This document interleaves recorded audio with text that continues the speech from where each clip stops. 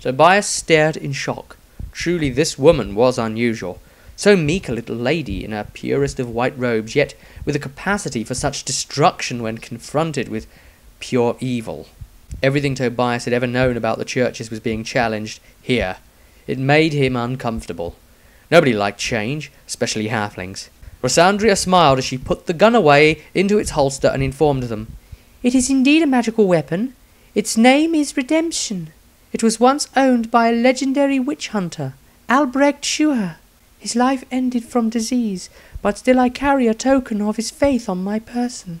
Still the idea of his work will go on where I see fit. Just before leaving Altdorf, Rosandria had stopped into the famed curio shop, Zucchi and Petrillo's, where she had bought this weapon. Dieter was leaning against some wood panelling, and without even looking, he asked, "And the sword you carry?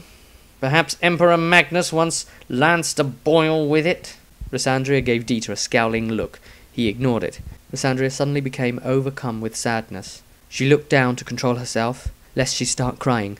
Within moments she felt ready to speak again. This sword belonged to a Breton, a questing knight who stumbled into my arms, dying of a terrible wound. I did all I could, but Mor's pull upon his soul was too strong for me. I took his sword as a reminder of the first life I lost, as a reminder to always seek to improve myself so that it may never happen again. It would always remain as I found it, in its scabbard. Dieter had uneasily shifted on the spot at the mention of Mor's name. Perhaps it was just his imagination, but the sigils in his chest felt like they burned a little too.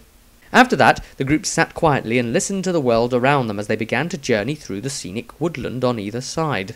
3 days after that, they had been forced to disembark.